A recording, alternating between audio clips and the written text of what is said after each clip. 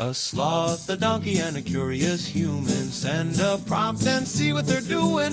One hits record with a question on his mind. Two brothers pick it up, see what they find. Corn takes his time, Herman's got the facts. Back and forth, they never hold back. My weird prompts, come on in, that's where we begin. My weird prompts, glad you're here.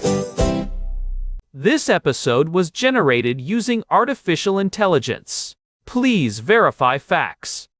My Weird Prompts is a community-driven initiative exploring how AI can fuel curiosity and uncover the fascinating ways our world works.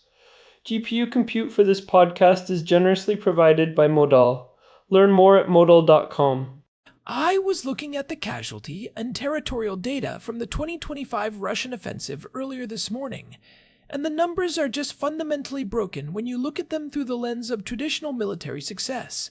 We are sitting here in March of 2026, looking back at a year where the Kremlin concentrated a staggering 700,000 troops for a massive push. They had an almost incomprehensible amount of armor, air support, and North Korean munitions. Their stated objective was the seizure of the Odessa corridor, a move that would have effectively strangled Ukraine's maritime access and ended the war on Moscow's terms. And yet, after 12 months of some of the most intense fighting since the 1940s, they managed to seize about 5,500 square kilometers. To put that in perspective, that is roughly the size of a large American county, or about half of the state of Connecticut. It is the end of the high-speed maneuver era as a universal solution. Herman Poppleberry here, and I have been obsessed with this shift because it exposes a massive cultural blind spot in Western military thinking. For decades, the gold standard has been maneuver warfare. The idea that you can use speed, surprise, and superior command and control to bypass enemy strength and collapse their will to fight. We grew up on the legend of the 1991 Gulf War, where a massive army was dismantled in weeks. But what we are seeing in Ukraine, and even in the protracted grinding nature of the Israel-Hamas conflict, is a return to force-centric warfare.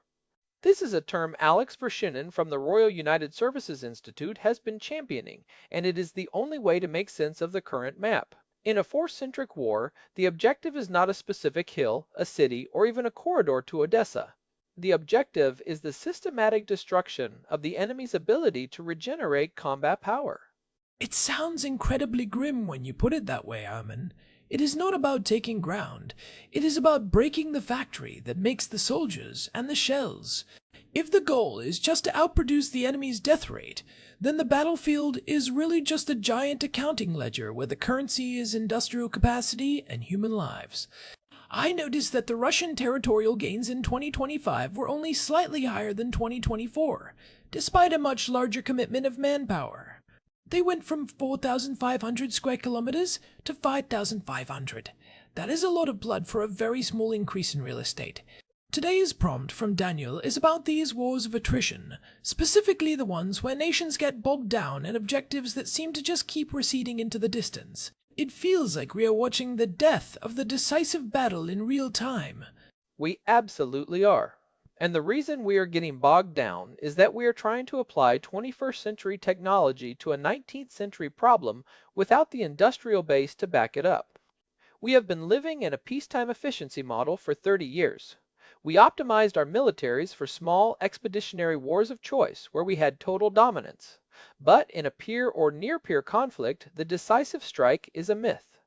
If you don't destroy the enemy's ability to replace what you just blew up, you haven't actually won anything, you've just paused the timer. This brings us to the victory paradox we discussed back in episode 1409. You can win every tactical engagement, you can clear every tunnel in Gaza, or take every tree line in the Donbass. But if the strategic cost of those wins exhausts your society before the enemy's will breaks, you are actually losing. That is the core of the problem. Why are modern militaries getting stuck? It is because the defense has become so much more efficient than the offense. Between ubiquitous drone surveillance and precision artillery, there is no fog of war left to hide a maneuver. If you move a tank battalion, the enemy sees it in 2026 before the engines are even warm. So, instead of a breakthrough, you get a grind. You get a war of industrial math. And that math is brutal. When you look at the NATO Parliamentary Assembly reports from late 2024 and into 2025, they were estimating Russian casualties at over 615,000, with over 115,000 killed in action. On the other side, Ukrainian casualties are estimated between 130,000 and 200,000. In a traditional maneuver war, those kinds of losses would signal a total collapse of the front. But in a war of industrial capacity, as long as you can keep the replacement rate high enough, as long as you can keep the meat grinder fed, the war just continues. It becomes a question of who runs out of steel, silicon, and people first. Which brings us to the high-low mix and the shell gap. This is the part that should be keeping planners in Washington and Brussels awake at night. We are seeing Russian annual artillery output reaching 4.2 million units for 122 and 152 millimeter shells. That is a wartime economy in full swing. Meanwhile, the combined output of the United States and Europe is struggling to even hit a target of 2 million units by the end of 2026. That is a 2-to-1 disadvantage in the most basic currency of modern land war. You can have the best satellite targeting in the world, but if you have one shell for every 2 the other guy has, the math of attrition is eventually going to catch up with you. And it is not just about the shells, it is about what we call robotic mass. Ukraine is providing the blueprint for how to survive this gap. As of this month, March 2026, the Ukrainian Ministry of Defense confirmed that 40% of their military procurement is now produced domestically. They aren't just waiting for Western hand-me-downs anymore. They are aiming for an annual capacity of 4 million unmanned robotic systems. Think about that number 4 million. That is not a hobbyist industry. That is a fundamental shift in how mass is projected on the battlefield. They are producing 270 different types of ammunition domestically. They are trying to solve the manpower shortage with silicon and rotors. 4 million drones a year is an insane number. It changes the calculus of traditional artillery, because the drone is essentially a guided shell that can wait for its target. It is the ultimate low in the high-low mix. You use the high-end systems, the ATACMS, the Storm Shadows, the F-16s for the deep strikes on the depots, but you use the low-end robotic mass to hold the line and make every meter of ground prohibitively expensive for the attacker. It is about making the cost of the offensive higher than the value of the territory.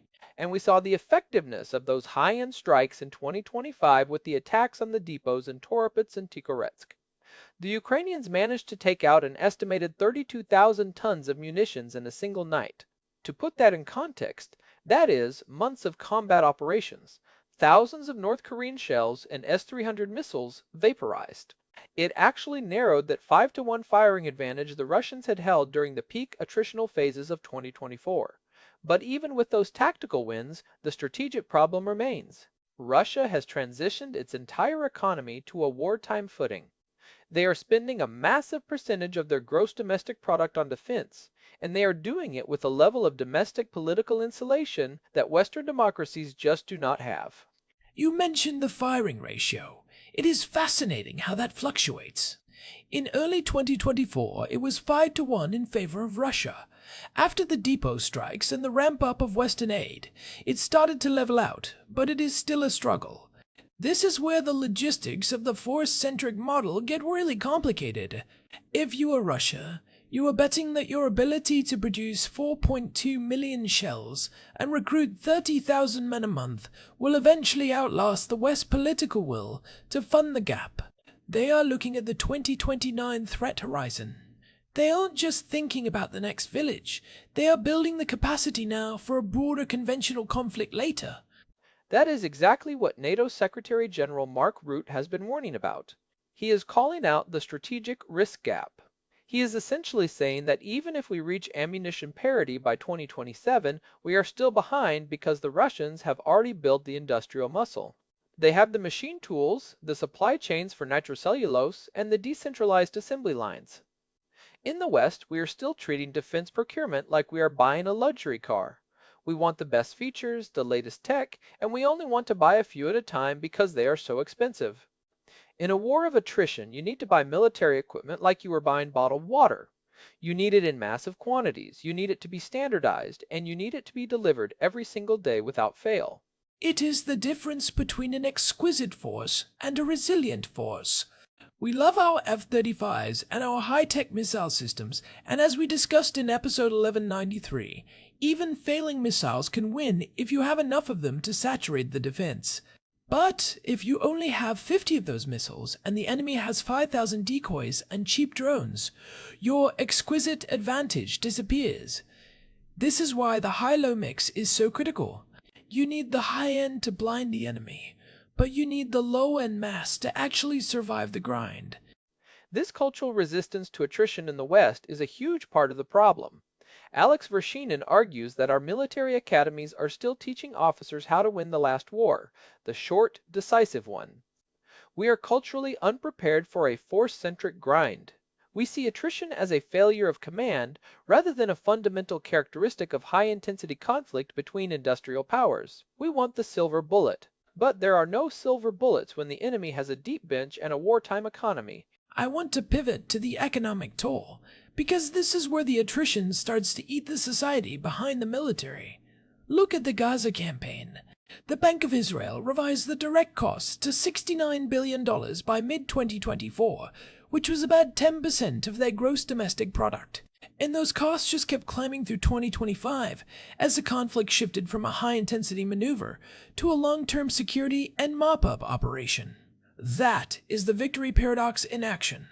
You can dismantle the enemy's formal military structure, but if the cost of maintaining that victory starts to hollow out your domestic stability, are you actually winning? That is the core of the attrition trap. The military objective stays just out of reach because the enemy's will to resist is tied to their own perception of your exhaustion.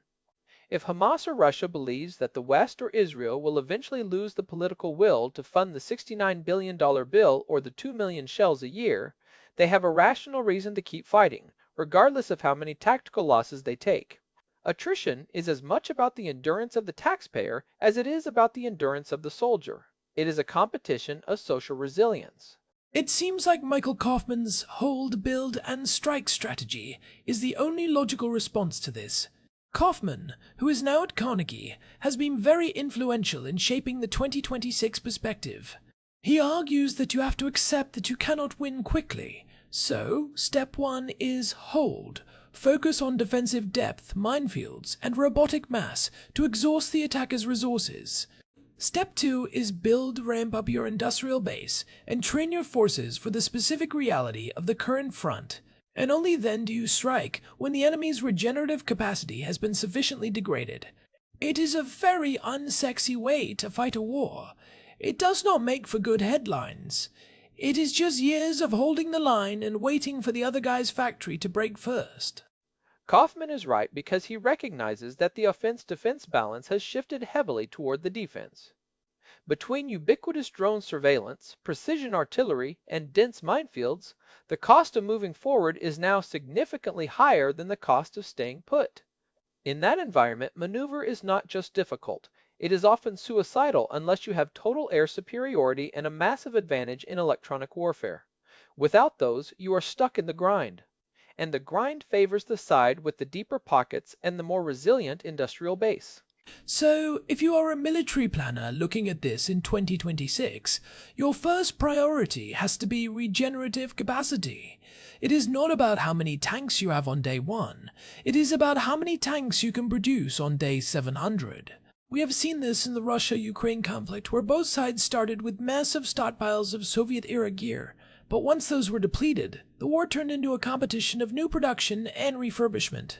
The side that can iterate faster on drone software or shell casing manufacturing becomes the side with the strategic initiative. And that requires a transition of the defense industry from a peacetime footing to a wartime footing, which is exactly what Mark Rudd is calling for. Companies like Rheinmetall in Germany and Nammo in Norway and Finland are trying to scale up, but the lead times on the heavy machinery required to make artillery shells are measured in years, not months. You can't just flip a switch and start making 1 million shells a year. You need the machine tools, you need the skilled labor, and you need a guaranteed long-term contract from the government so the companies feel safe making the investment. It is a sobering thought that our security in 2029 might depend on a machine tool order placed in 2024. It makes the political delays in funding feel even more consequential. When a budget gets stuck in a legislature for 6 months, you aren't just losing time. You are losing the ability to compete in the industrial math of the future. The Russians aren't waiting for a committee vote. They have already committed to the force-centric model. They are comfortable with the grind because they have structured their society to absorb it. There is also the issue of single points of failure in the supply chain. This is a huge takeaway for planners. If all your high-end chips come from one place, or all your nitrocellulose for gunpowder comes from another, a single strike or a single trade embargo can shut down your entire regenerative capacity. This is why diversifying supply chains and bringing manufacturing closer to home. Friendshoring or nearshoring is a strategic necessity, not just an economic preference. We saw how the strikes on those Russian depots forced them to change their firing ratios because they couldn't move the ammo fast enough from the remaining distant hubs. Imagine if a similar strike hit the primary manufacturing hub for a critical component in the West. We don't have the same depth of reserves to fall back on. It really feels like the lessons for planners are all about humility. You have to assume the war will be long, you have to assume the enemy will not collapse after the first strike, and you have to assume your own public will get tired of the cost. If you plan for a 6-week maneuver war, and you get a 6-year war of attrition, you have already lost. You have to build the system for the long haul from the very beginning. This includes the psychological aspect, managing alert fatigue, which we touched on in episode 1456. When the sirens are going off every day for 2 years, the human brain starts to normalize the danger. That is when discipline slips, and in a war of attrition, discipline is a resource just like shells are. That involves a fundamental change in how we train officers too. We spend a lot of time teaching them how to execute a perfect combined arms breach. We need to spend more time teaching them how to manage a defensive sector for 2 years while losing 10% of their equipment every month. It is a different kind of leadership. It is about maintaining morale and operational effectiveness under the constant pressure of erosion. It is the difference between a sprint and a multi-year ultramarathon through a swamp. The side that stays disciplined for the longest wins. I think about the social collapse aspect of the victory paradox again. If the people on the front line feel like they are just being thrown into a meat grinder with no end in sight, or if the people at home feel like their quality of life is being sacrificed for a stalemate, the whole system can seize up. You have to provide a coherent strategic plan that people can believe in. You have to show them that the attrition is serving a purpose, that you are building toward a point where the enemy's capacity to regenerate finally fails. So, looking ahead to 2029, what is the deterrent? Is it just having more stuff, or is it showing the enemy that you are prepared for the grind? It seems to me that the best way to avoid a war of attrition is to prove that you would win one. If the other guy knows you have the industrial capacity to outproduce them for a decade, they are much less likely to start the conflict in the first place. Deterrence in the 21st century is an assembly line. It is the ability to produce 4 million drones and 2 million shells and keep your economy stable while doing it. It is a tough sell for a public that wants lower taxes and more social spending. Telling people they need to fund a massive industrial expansion for a war that might not happen is the hardest job in politics.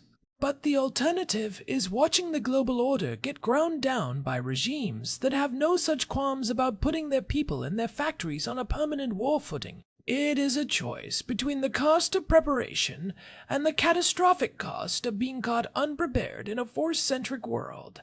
And we are already seeing the cost of being caught unprepared. The billions spent in Ukraine and Israel are just the down payment. If we don't learn these lessons now, if we don't fix the shell gap, if we don't embrace robotic mass, if we don't diversify our supply chains, the next bill will be much higher, and it might be paid in more than just currency. We have to move past the illusion of the decisive strike and start building for the reality of the industrial grind. That means ammunition parity is just the baseline. The real goal is regenerative superiority. It makes the concept of peace feel very fragile. If the only way to stay safe is to be in a state of perpetual industrial mobilization, the line between war and peace starts to blur. We are moving into a world where the shadow of the factory looms over every diplomatic negotiation. It is a return to a much older, much more brutal form of international relations, just with better sensors and more efficient explosives. It is the return of history, as they say. We thought we had escaped the age of mass industrial slaughter, but it turns out we just took a 30-year break. The tools have changed. The drones have replaced the heavy bombers in some ways, and the satellites have replaced the scouts. But the underlying logic of attrition is exactly what it was in 1916 or 1943. It is the systematic application of industrial power to break the enemy's will and capacity. The sooner we accept that, the better our chances of navigating the 29 threat horizon without a total global collapse. We need to be thinking about how software is being updated on the fly to counter electronic warfare, how decentralized workshops can survive cruise missile strikes, and how to maintain social cohesion during a multi-year economic hit. On that cheery note, I think we have given the planners enough to chew on for one day. The takeaway is clear. Prioritize regenerative capacity over the illusion of the quick win. Diversify your supply chains to avoid the Torapet-style catastrophe, and recognize that your economy is your most important weapon system. If you aren't thinking about the shell gap and the drone production numbers, you aren't thinking about modern war. You are just waiting to be ground down. And stay curious about the technical shifts. The way Ukraine is iterating on those 270 types of ammunition is a masterclass in rapid industrial adaptation. That is part of the capacity too, the ability to change your tactics as fast as the enemy changes theirs. It is not just about making the same shell 4 million times, it is about making the 4 millionth shell smarter than the first one. Well, this has been a deep dive into some pretty heavy reality. Thanks as always to our producer Hilbert Flemingtot for keeping the gears turning behind the scenes. And a big thanks to Modal for providing the GPU credits that power this show and keep our research moving at the speed of the 2026 tech landscape.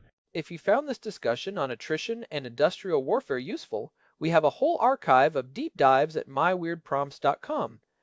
You can find everything there, from our look at missile signaling in episode 1193 to the victory paradox in episode 1409. You can also find us on Telegram by searching for My Weird Prompts to get notified the second a new episode drops. We appreciate you sticking with us through the technical weeds. This has been My Weird Prompts. We will see you in the next one. Stay sharp. This episode was generated using Gemini Flash 3. Text-to-speech engine was Chatterbox. Thanks for listening to our show, My Weird Prompts, where our thoughts go from slow takes to facts on cue. We change and follow through. My Weird Prompts, that's the close from sloth.